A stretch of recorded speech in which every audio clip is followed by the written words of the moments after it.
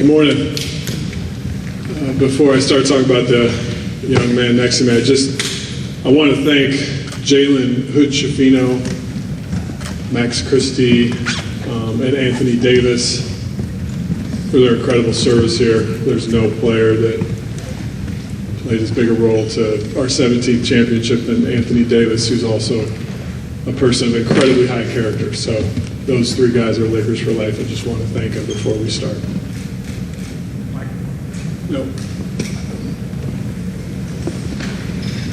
So, in thinking about today and what it means, I think Luka Doncic joining forces with the Los Angeles Lakers is a seismic event in NBA history. And the reason I say that is because we have a 25-year-old global superstar that's going to get on the stage of the most popular and influential basketball brand on the globe. And I think when those two powerful forces come together, it brings basketball joy to the world, because that's how Luka plays. He plays with joy.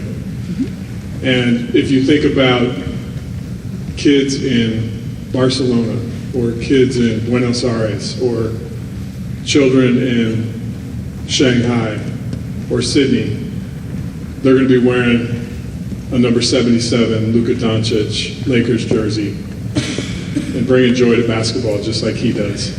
And that's why it's powerful. I think the leadership of Adam Silver and the way he's bringing the game to the world, you see it in Europe, you see it in Africa, what the NBA is doing, and now we have one of the game's biggest superstars, an international player coming to join the Los Angeles Lakers. It's a convergence of all those forces, and I think it's going to be something incredibly special that the NBA and basketball has never seen before.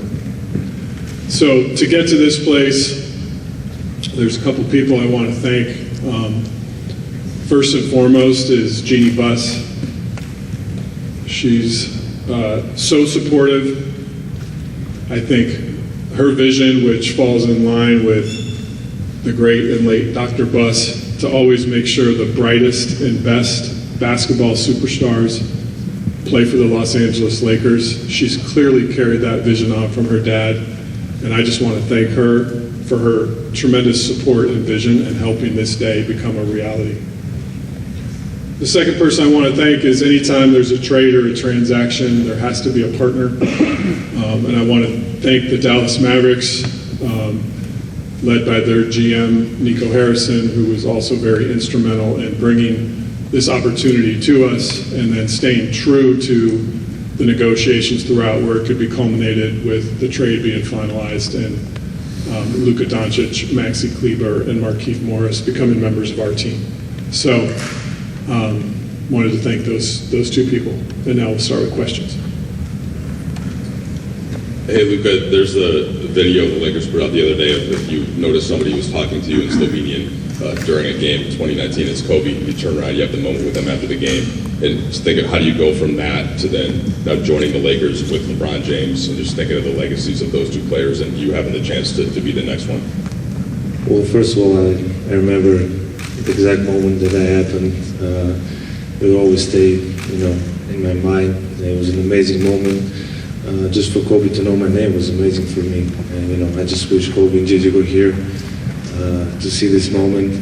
And, I'm excited about this new journey, and happy to be here.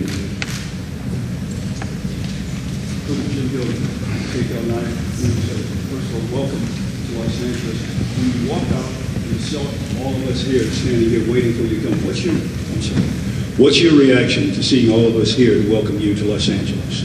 Well, first of all, it's very nice. There's a lot of people here. I don't think there's ever been so many people in my press conference, so I really appreciate all the support.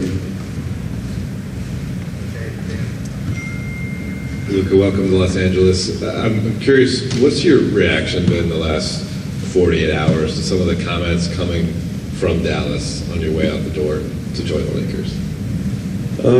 I'm just excited, to be here to start this new journey, and obviously at some point I knew this was going to happen, but I would say I always take the high road.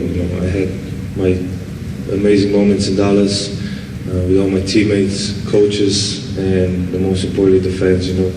They always supported me, and it was an amazing journey.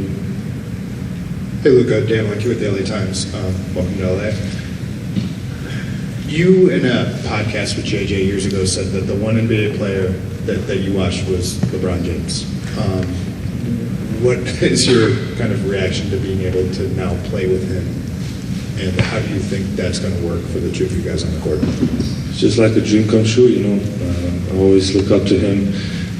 There's so many things I can learn from him, and I'm just excited, just to learn everything, and now I get to play with him. So it's an amazing feeling.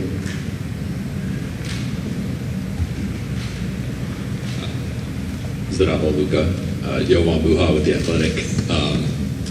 Just kind of following up on that, how do you see you and LeBron specifically, just the two-man game between you? You both can screen for each other, hit guys out of the short roll, create playmaking opportunities. Just how you guys both see the game. Very few can see it that way. Like, how do you see that fit from a passing, playmaking, and just two-man game perspective? Yeah, I think we both make our teammates better. I think our IQ is very high, so I think that's going to help everybody. But obviously, I really haven't think about basketball much these days. But I'm just excited to work with him. I work every day here, so every day that goes by is going to be better. Luka, Kobe Price, SoCal News Group. Welcome to LA. Got one for both you guys. First for you, Luka. I think you even wrote in a social media post that you thought that Dallas is going to be a place that you're looking forward to win championships, staying for your career. Emotionally, what have the past 48 to 60 hours been for you in coming to LA? Well, it was hard at first. That first day was really hard. I felt like this last 48 hours was 1 month. Like 2 days ago was 1 month ago. So emotionally it was really hard. But every day like today was much better. I'm just very happy to be here for this opportunity. It's the Lakers. It's one of the best clubs in history, so excited to be here. And for you, Nico, speaking with reporters, I believe on Sunday after the trade, he praised you specifically for keeping the negotiations between you two up until I imagine the final moments. At what point did you, introduce this trade idea to Jeannie, and what was her initial reaction when you told her about it? Yeah, so this all started with a coffee in Dallas where Nico approached us with the concept, and because there was a partnership and a history of travel in the world between Nico and myself working around Kobe Bryant, there was a fabric of trust in the discussions, and these type of deals are incredibly intricate and complicated, and along the way we knew there would be 248 insurmountable snags to get to the end, and there were. And so over the course of 3 weeks, call it, an issue would come up and we'd think there was no way to climb the mountain, and we'd figure out a way. Then the next issue would come up, and you just keep going, and you stay committed to the work. You stay committed to trying to get the deal done in a partnership sense. I think a lot of people talk about negotiations in terms of who won and who lost. I try to approach a negotiation in the sense of how do we build a partnership where we can get to the end? And I think that was the lens that we worked and the premise we worked under. And when the concept was initially introduced to us, it was, hey, the only way we can even have these discussions was if it's between owner and GMs, and there was a commitment to that. And if we broke that commitment by talking to anyone else, this day would never happen. So I think trust was at the center of all those discussions, and I called Jeannie after the coffee in Dallas and brought her in immediately, as I do with everything. Her and I have a really strong working relationship, and the fabric of that is that we share things in real time. And she was extraordinarily excited and hopeful that we could get to the end, which we were able to do. Hey, Luka and Rob, Melissa Rowland, Fox Sports. Over here. I have a question for both of you guys. Obviously, from the league's biggest superstars to fans, people were shocked that the Mavericks were willing to deal a 25-year-old superstar in his prime, who has another 10 years at least ahead of him. What was both of your guys', I guess, Rob, what was your level of shock that this was even on the table? And Luka, what was your level of shock that the Mavs were willing to deal? I try to take everything in stride. I think, it's interesting if all of us watch Luka play. He has a combination of basketball joy and killer instinct, which is really rare. That was number 8, number 24. And I think learning lessons from that mentality are to stay in the moment. And so I don't think of it in terms of shock, surprise. I think of it in, okay, this is coming at me. It's like a game. Maybe a blitz is coming at Luka. He's not going to be shocked. He's going to stay in the moment, figure out the read, and make the play. And so when the opportunity came to me, that was sort of my mindset, is to, okay, this is coming. This is a concept that came to me. Now, how do I process this mentally to get the deal completed? And right away, when it was brought up at the coffee, my mind started churning. There were so many complicated things. We have the Mavericks are hard capped at the first apron. The Lakers are up against the second apron. There's trade kickers. There's going to be a third team that's going to have. So my gears were turning about the deal the same way his basketball mind is processing the play. And so I just tried to live in the moment, and I tried to carry that with me for 3 or 4 weeks as this was unfolding. And by staying in the moment, I think it helped us get to the end.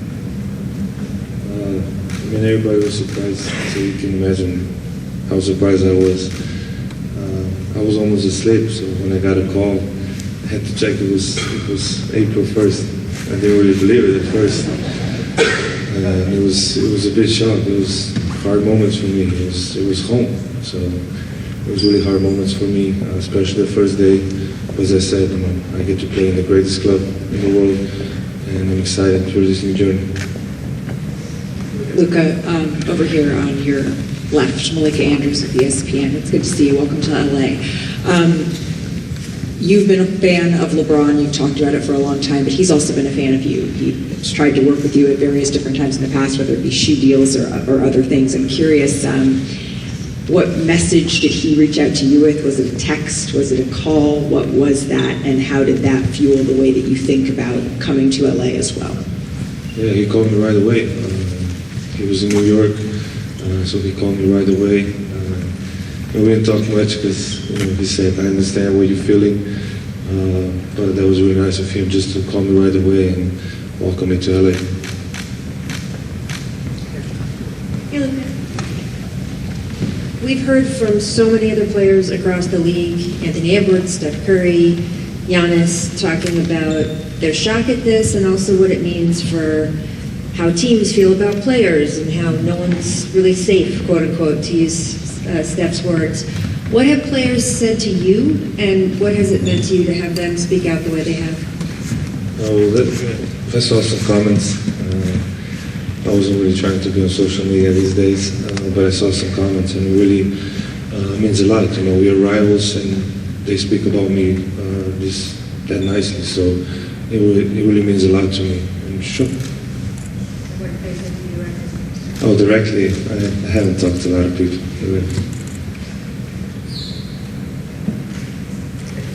Hey, Luka, Nikki Kay with Spectrum News right here. So emotionally, you go from thinking you're going to spend your career with one fan base, and now you arrive in a new city. First of all, impressions of Los Angeles and its fans from afar, and what does this opportunity to have another love story with LA goes? Yeah, I would say, like you said, I thought I was going to spend my whole career there. Because I think loyalty is a big word for me, and I was trying to stay by that. But this for me is a fresh start. I get to play in LA. The fans are amazing, and I got the ocean here, so it's a really big thing for me. But really, I'm really excited to be here. getting to play for the Lakers. Everybody can say that. And many legends passed here, many championships. So that's my goal. Luka, Brad Townsend, Dallas Morning News. So you wrote a Dear Dallas letter to fans that was, very heartfelt, and you talked a little bit about, your shock.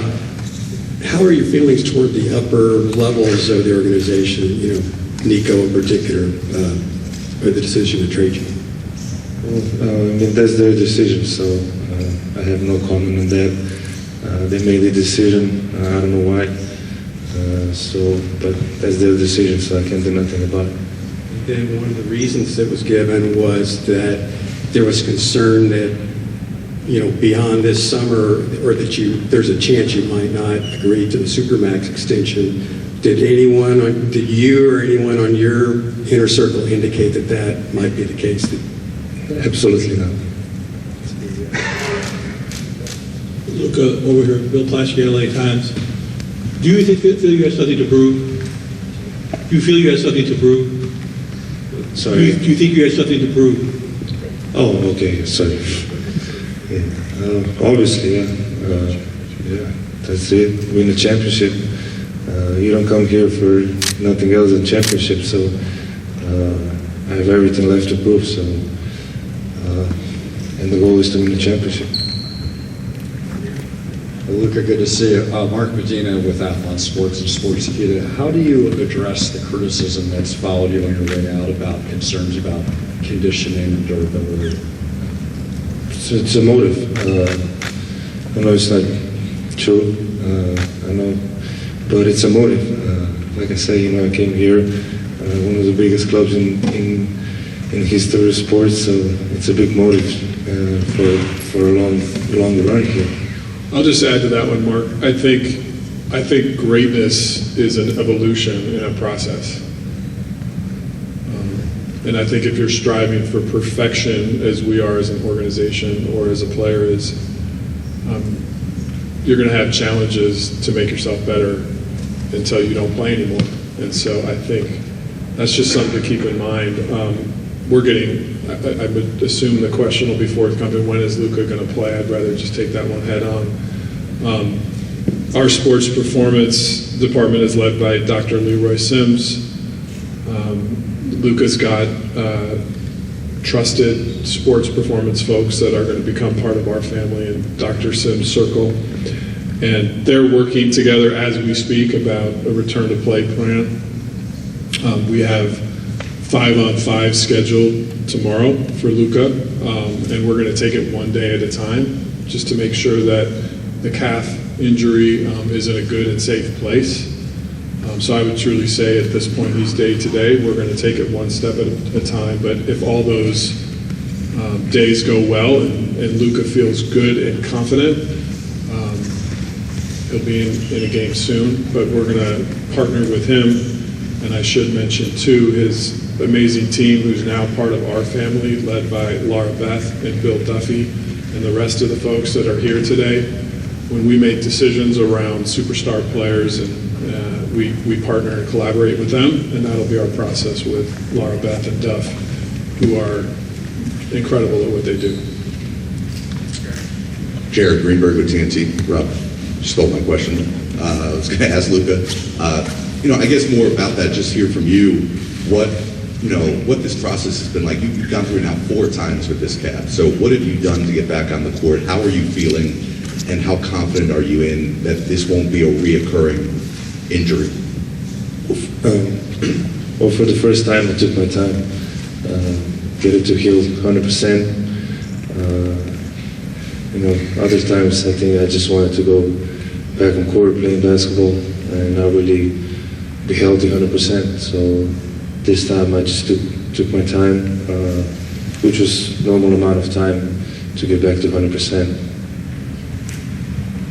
Luka, David Pingalore, KTLA. Over the last couple of days, they talked about your conditioning, but maybe your lack of defense. What is your commitment to being a better defender?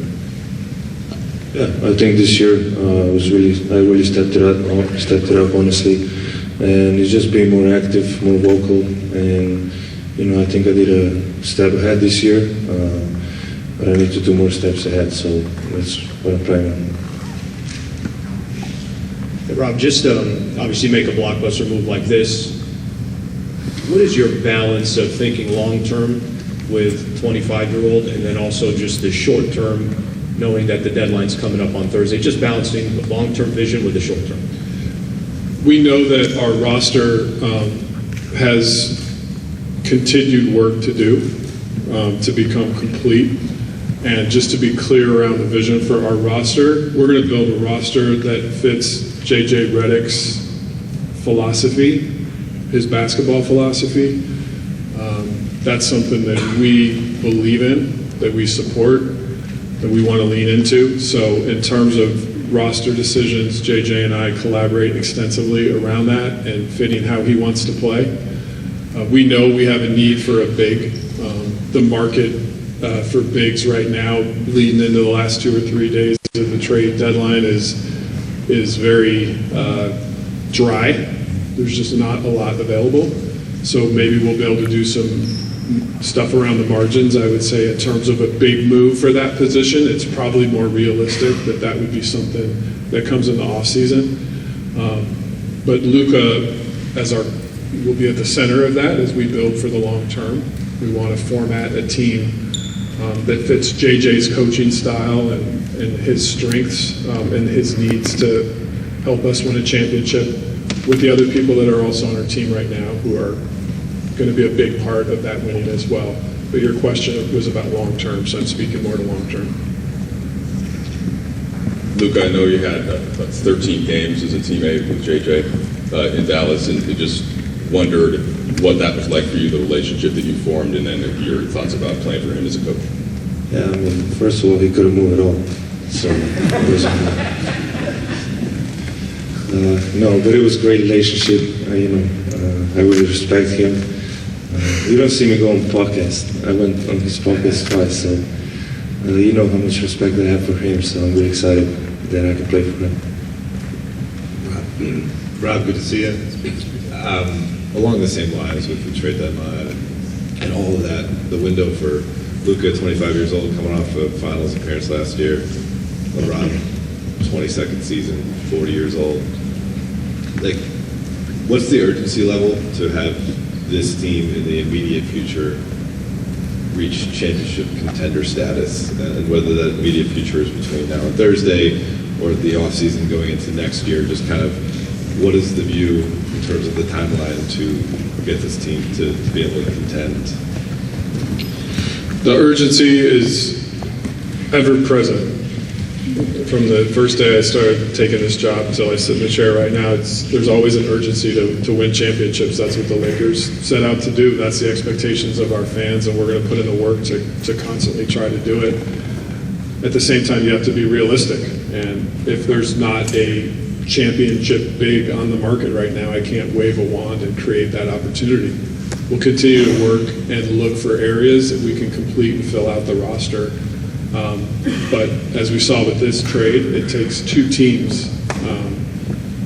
But we'll continue to build. Luka and I spent some time yesterday up in my office just talking about the players on our roster he's played with and kind of what he sees as sort of short-term and long-term needs. And I think we'll continue to have those basketball discussions and get this roster to a championship level.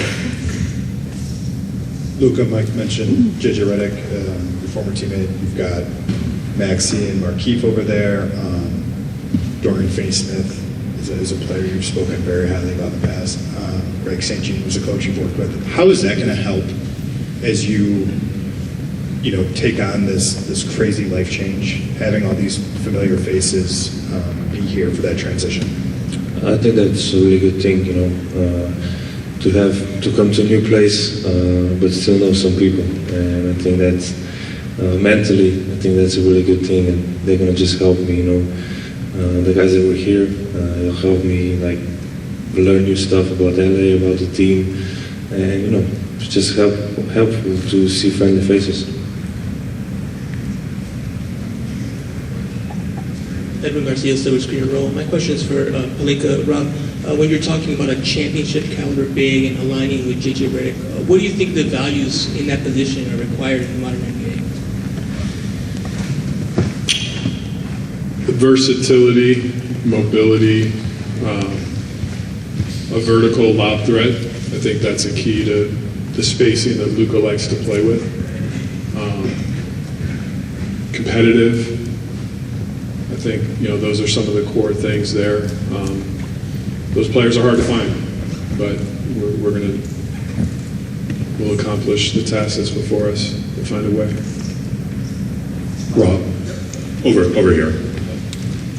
As far as just the future and the moves that you're going to be making, designing the roster, planning, how beneficial and important is it for you just to know you have Luka, you have maybe a decade that you can use as a roadmap in terms of just every decision you're looking to make? It's a gift. We're talking about a 25-year-old that is top 3 player in the universe. I can't think of a more amazing starting point to build a roster for the next decade. And I know he has the drive to win that we have here. Our fans are going to see that every night on the court.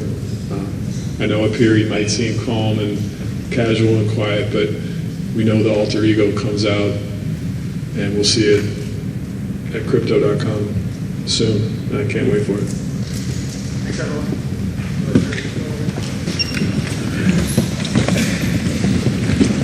Sit down.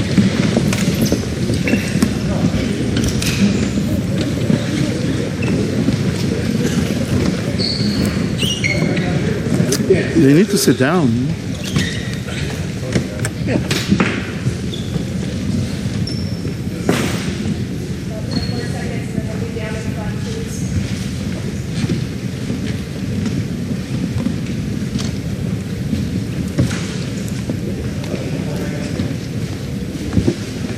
All right, down in front, please. Thank you. Everybody out.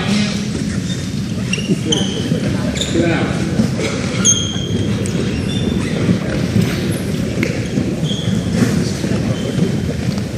Can you sit down, please? Sit down, please. Sit down, please.